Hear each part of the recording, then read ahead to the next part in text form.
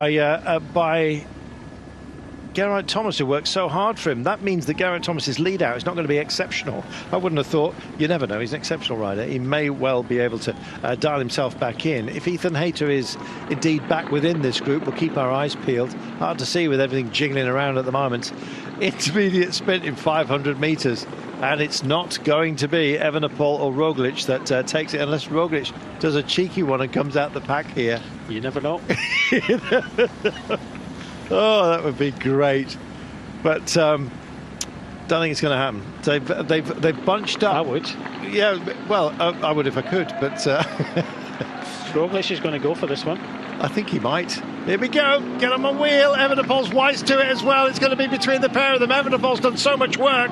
Now then, here we go. They're going to smear around either side. Oh, hello. This is anger at work here. Evenepoel's kicked on. Now he wants this bonus second. Is he going to get there? He does. And so does Soler. That then. Soler takes a 1 second bonus, so he now jumps ahead of Landa in the general classification. This is amazing. Landa finished 4th.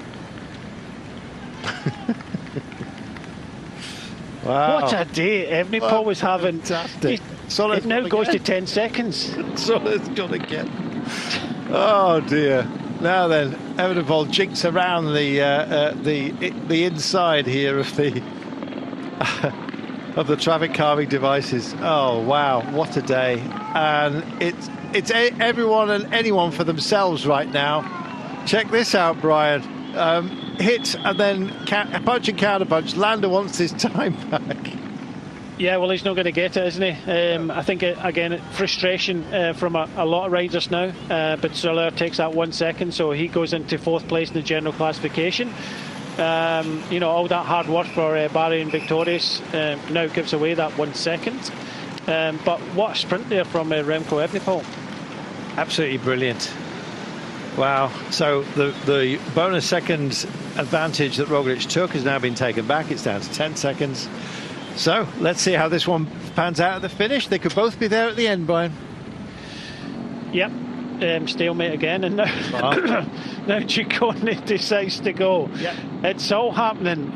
Look, if there was any script about this potentially being one for the sprinters, just rip it up. Just everybody's prepared to attack, which is absolutely brilliant. It is. It's all in for everybody. Just looking back here, seeing who of the fast men. Honestly, the only fast man I can see here is Milan Menton for Lotto Destiny. If this has worked out for him, that'll be an absolute gift. Driving into this one, Davide Gonzalez for Cairo Ral as well has found himself in a very nice position.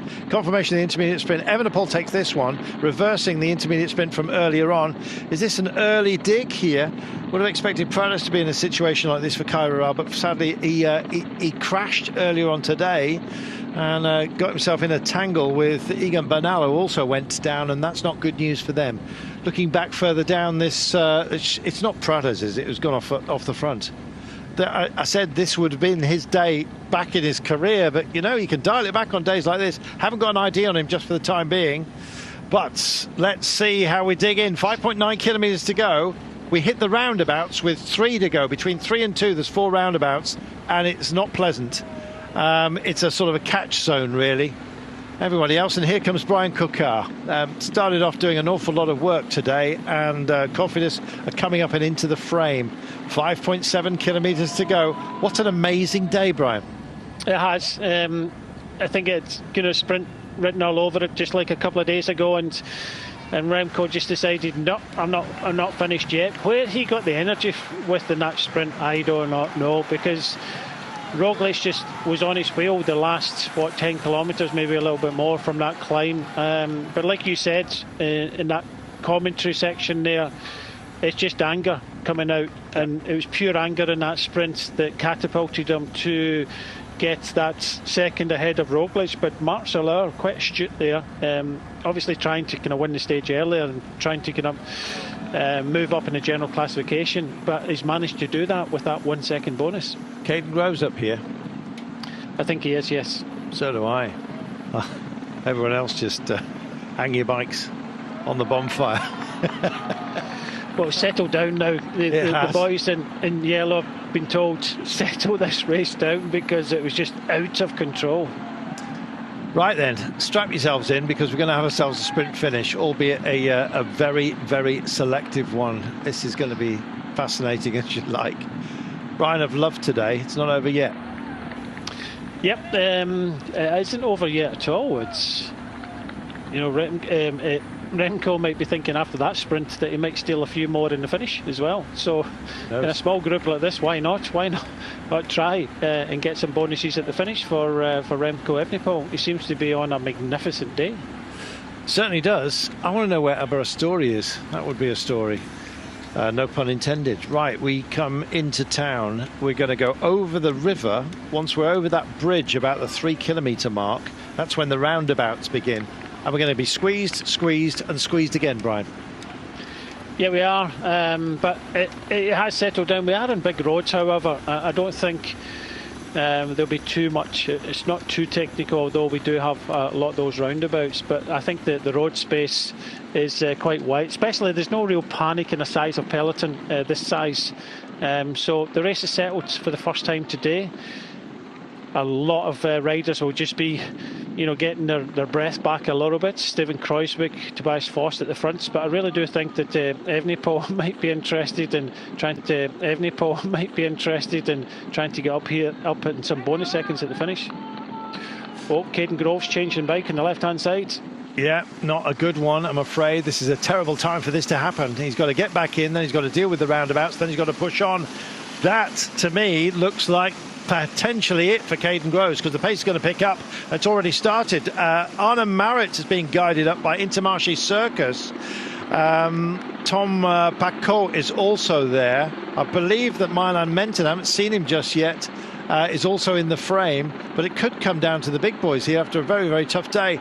There is Brian Coquard. He's kind of mixed in and moshed in just on the back of the principal jerseys. He's got his teammates just coming up to assemble themselves. Is this too much? He's in the cars at the moment. He may well he needs to keep calm at a moment like this. It's a bizarre thing, Brian, with 3 kilometres to go, but you have to. He'll get back on, but whether it's going to hinder him or not, I think it might do a little bit, depending on the size of his teammate. But he's on his teammate's bike. Imagine that at the end of the day if he was to win the stage. Yeah, let's see.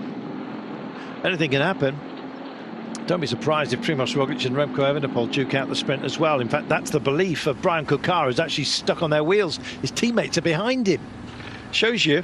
There is Clement Venturini for AG2R Citroën. Got a fantastic opportunity here. 2.8 kilometres to go. They bisect this. Must be equidistant. That's the first of the roundabouts. They've come over the river.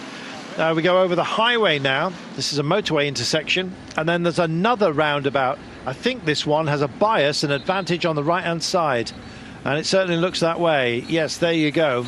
So they take that bias, and then the next one, they'll kind of take a quarter of the next roundabout. It'll be on to them before you know it. And that introduces us to a left-hand turn with 2 kilometres to go. The next left-hand turn is at 1.7. The road then does bend very gently down to 1.5 towards the left.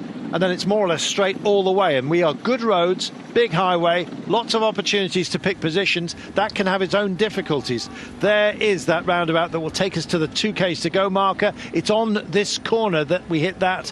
And indeed, they come through it with a great deal of respect, and no surprise either. There's a lot of firepower here. All this slow pacing into these roundabouts is actually helping Caden Groves get back in, and he's tagged on at the rear, and this will be potentially him riding somebody else's bike to the line. They'll have to check the transponders at the end. 1,700 metres then of the day remaining. Fabro's out of position. Ida Schelling, I imagine, for Bora Hansgrohe may well be there. We've got an early flyer, Brian. Yeah, we do. Groupama have gone on the attack now, and this is the final corner now, so it's pretty much straight all the way towards the finishing line. Can't quite see who it is for the time being, but it's time to invest indeed, if that's what you intend to do. I've got a feeling it's Ladano. Nonetheless, let's have a look further back. I think he'll be caught. 1,200 metres to go. Flamme Rouge coming up for you. Nobody's taken the bait just yet. And the longer this goes on with a little holding pattern, the better it is for the likes of Caden Groves to get himself back in and into position for Alpecin-Deceuninck. I think he's still favourite, if indeed he is there. But watch out for Milan Menton and the aquamarine helmets and the red. You can see them bobbing around in about 10th or 12th position. Venturini believes he's got an option for today, but then again, so does Primoz Roglic. Where's Remco Evenepoel? They'll be going toe-to-toe, I imagine, in this sprint as well. This has kind of played into their hands, really. A big drag race with 600 metres coming up to 500 metres remaining. Another little gentle turn to proceedings, and Evenepoel's up for it. And so is Roglic. Caden Groves has got himself back and into position. He's on their wheel. Venturini's also in the mix here. Who else wants to come and play the game? They go to the centre of the road. Ida Schelling is trying to boss that. Here comes Milan Menton. He's coming around the outside on the hoardings. Out of sight for the time being. It's a drag race for those out front. Caden Groves is out of the front. And here comes Kokar as well on the throw. Oh, I think he made it. Came all the way back on somebody else's bike, and I think Caden Groves has nabbed it in the end. What a drama. Can't tell you the other positions. We took the picture very late there, but my oh my, what a finale. What a dramatic day. Every single page of drama. Talk us through it there on the barriers. Brian is mentioned. I'm not sure who got third here. Let's see on the throw. I think it's Schelling, I think it was, from there. Just screened. Wow. What a finale. No panic, Brian. The big one. You've got to keep it sensible. My goodness, that was a close one. It is Schelling at third place. From Groves just to make some space, but when he got that space, he took this one on from the front and his teammate's bike, and Kokar didn't have the legs to come round him. Another good win for Caden Groves. Van Gils it was that was in the frame here.